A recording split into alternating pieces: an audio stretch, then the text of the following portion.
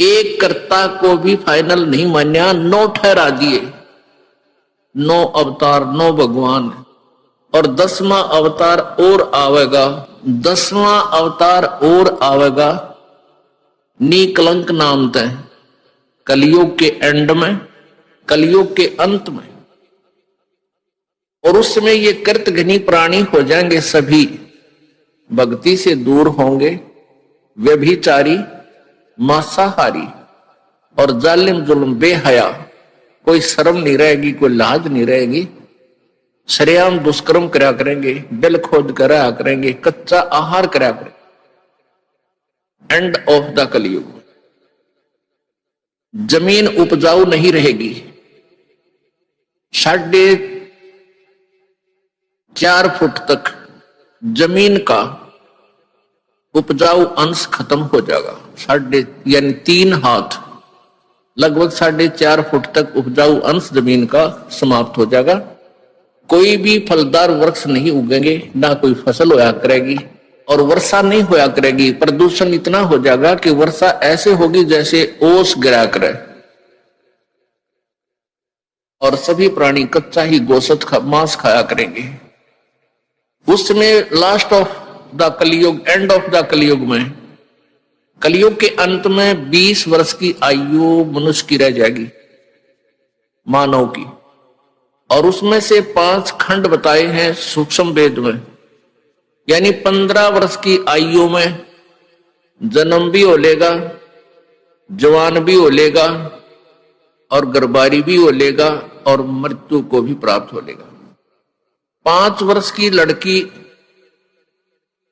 को संतान होनी प्रारंभ हो जाया करेगी, और सभी प्राणी बहुत ठगने से हो जाएंगे, 1.5-2 फुट के आसपास इनका कद रह जाओ। उस समय ये कृतघ्नी प्राणी इतने हो जाएंगे, बहुत घने। उस समय कुछ एक पुण्यात्मा रहेंगी जो तब भी भगवान से डरने वाली होंगी। वो होंगे ऐसे ही मांसाहारी भी होंगे, लेकिन जगह भगवान की अवश्य होगी। वो कौन होंगे? जो अब इस कलयुग में, अब ये भगवान का मार्ग हजारों वर्षों तक चलेगा। जो पुण्यात्मा इस मार्ग पर लगेंगी, भक्ति करेंगी और आजीवन मर्यादा में रहे, वो तो सतलोक चले जाएंगे। और जो जिनके पैर फिसल गए, नहीं पार हो पाए, वो फिर ऐसे इस कलयुग में मनुष्य के जन्म प्राप्त करते रहेंगे। इतने दयालु हैं ये परमात्मा। लेकिन मनुष्य जीवन में कौन सा ये प्राणी सुखी होगा? तो उस समय क्या होगा कि निकलंक नाम का एक अवतार आवेगा। वो कौन होगा? राजा हरिश्चंद्र की आत्मा होगी। राजा हरिश्चंद्र जी जो सतयुग में एक महान आत्मा सुप्रसिद्ध हुए, ऐसे दानवीर थे, ऐसे धर्मात्मा थे, ऐसे सत्यवादी थे कि उन्होंने अपने वचन के ऊपर राज त्याग दिया था। अपनी पत्नी को भी बेच दिया, अपने अपने आप को भी बेच दिया, अपने सत्य की रक्षा की। जिस कारण से प्रसन्न होकर के प्रभु ने उसको विष्णु लोक में स्थान दे दिया। अब वो विष्णु लोक में है अपने पूर्व जन्म के पुण्यों के कारण। और जब वहां से इस पुण्यात्मा को 10वां अवतार बनाकर युग काल भेजेगा।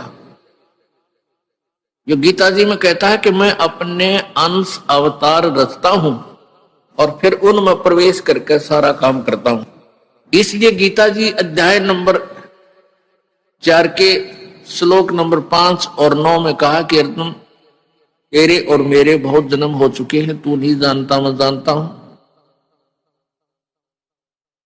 फिर कहता है 9वें श्लोक में कि मेरे जन्म और कर्म अलौकिक हैं।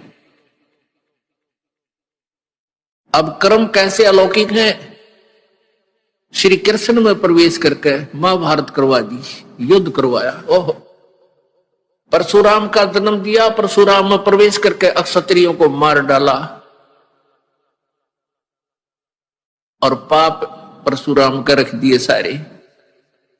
ऐसे ही राजा हरिश्चंद्र जी को निकलंक नाम से संभल नगरी में विष्णुदत्त शर्मा के घर पे इसका जन्म होगा 10वें अवतार का।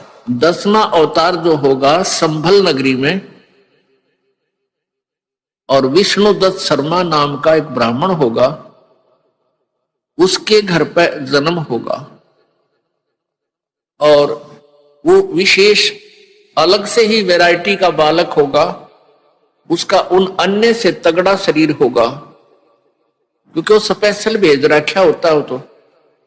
और उसकी लंबी तलवार होगी। इन कृतघ्नी प्राणियों को ऐसे काटेगा न जैसे या करेन गेहूं काटा करे, ऐसे काटेगा न बुरी तरह इनको खत्म करेगा। फिर क्या होगा, उन प्राणियों को बख्शा जाएगा जो उस समय भी भगवान से डरने वाले होंगे। इतना प्रदूषण उस समय क्या होगा, फिर परमात्मा अपनी मेहर से, पुणात्मा एक तो परमात्मा ने विधान बना के छोड़ दिया, तो विधान जो भगवान ने बनाया है उसके ऊपर ये साइंटिस्ट अपना अनुभव करके थोड़ी रिसर्च कर लेते हैं और फिर वो भगवान को रिजेक्ट करना प्रारंभ कर देते हैं। ये इनकी महाभूल है। अब पीछे कई वर्षों से रट्टा लगा रखा था कि प्रदूषण इतना बढ़ गया, ग्लेशियन खत्म होगी, बर्फ नहीं पड़ेगी। अरे कई इतनी बर्फ गिर दी बिना गिनती की, वो नो का नो प्रदूषण है, नो का नो सारा सौदा है, डूंडा उठा दी। तो भगवान की अपनी विटो पावर न्यारी है। तो क्या होगा, कलयुग के एंड में इन सभी को नाश करेगा, ऐसी दुष्ट आत्माओं को काटा जाएगा, खत्म करेगा। उसके बाद जो पुण्य, उस समय थोड़ी बहुत आस्था भगवान की जिनमें होगी वो शेष बचेंगे। फिर बहुत जबरदस्त वर्षा होगी, और वो पहले वर्षा प्रारंभ होगी बहुत ज्यादा, वो व्यक्ति वहां से खिसक जाएंगे, मैदानी स्थान छोड़कर पहाड़ों पर चले जाएंगे।